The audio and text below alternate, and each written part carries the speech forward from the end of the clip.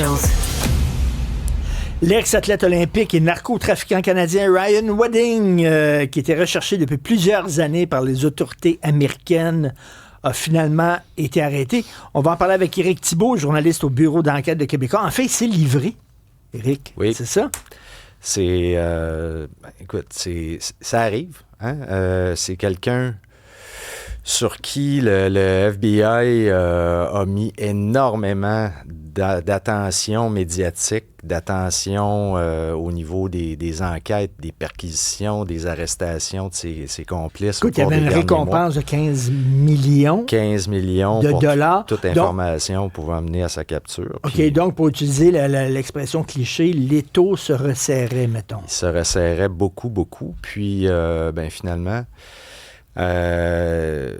souvent, là, ce qui se passe, là, Richard, là, dans ce genre de situation-là, là, c'est que l'avocat du fugitif va prendre contact avec les autorités. Ah oui? Va essayer de négocier une reddition, va essayer de négocier des conditions de détention acceptables, puis...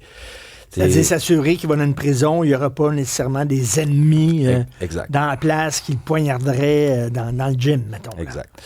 Puis c'est possiblement exactement ce qui s'est passé parce que par hasard... Parce qu'il s'est livré à l'ambassade américaine à Mexico City. Oui, hier soir. Et par hasard, par le plus grand des hasards, le patron du FBI était au Mexique, justement, hier.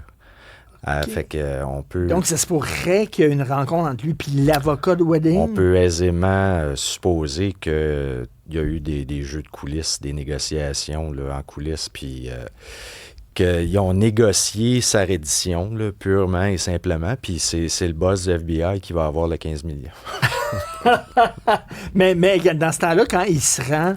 Y a-t-il une peine moins sévère ou c'est rien des meilleures conditions de détention? Je pense que s'il y a eu des avantages, ça touche les conditions de détention, ça touche, mettons, ses droits de visite, par exemple. Okay. Mais ça ne touche pas la peine plus sévère parce que Wedding, il est accusé de meurtre, puis de plusieurs meurtres. Alors, plusieurs meurtres. En principe, là, c'est une peine à perpétuité là, qui l'attend. Alors, peut-être que de toute manière, là, tu peux pas t'ingérer là, dans le pouvoir des juges là, comme ça. Puis la loi est là, puis tu peux pas... Si il s'est livré, c'est qu'il sentait vraiment de la soupe chaude puis qu'il allait se faire pincer de toute façon. Pourquoi les autorités comme le FBI n'ont pas dit on n'attendra pas qu'il se livre puis on est sur le point là, de le capturer, là? Bien, quand tu veux procéder par la force, évidemment, là, tu te dis, OK, on va affronter un des plus puissants cartels de drogue au monde. C'est des gens qui sont armés, donc il y a un potentiel. Peut déraper, là. Exactement, là, puis tu veux pas avoir essuyé des pertes humaines, donc tu veux pas mettre tes agents à risque.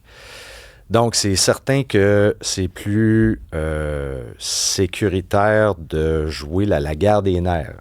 Hein? C'est ça que le FBI fait depuis l'année dernière. Ils ont commencé par dire Ryan Wedding, il fait partie de nos 10 criminels les plus recherchés.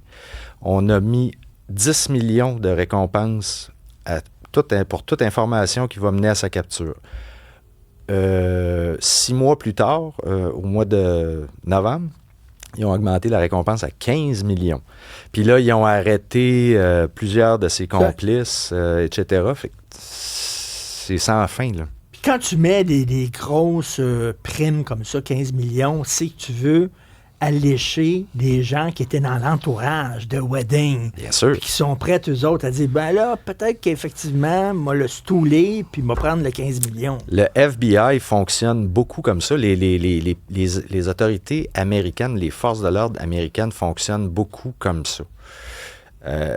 Puis plus qu'au Canada, je te dirais. Puis, essayer de les faire flipper par le fric. Et puis, Wedding, lui, c'était sa marque de commerce. Il préférait se débarrasser des snitchs. Là, et puis même ceux qui n'étaient pas des snitchs ou des rats, ils prenaient pas de chance. Alors... il est tué? Oui. Puis, c'est arrivé à Montréal en 2018. Il a fait tuer... je pense qu'on en avait parlé ensemble il y a quelques semaines. Un gars qui soupçonnait peut-être... Que Wedding, c'est à Montréal qu'il est venu un peu faire ses classes là, dans le narcotrafic. Puis, à l'époque, la GRC a essayé de le coincer. Ils ont envoyé un agent double pour infiltrer le réseau de Wedding. Puis, le gars qui a présenté l'agent double à Wedding, c'était le bras droit de Wedding, il s'appelait Collaros. Le Wedding a dit, mon tabarnouche, t'as pas fait ta job comme du monde, tu l'as pas filtré comme faux, tu m'as présenté un agent double, toi, tu sautes. C'est la théorie, c'est ce qu'on présume.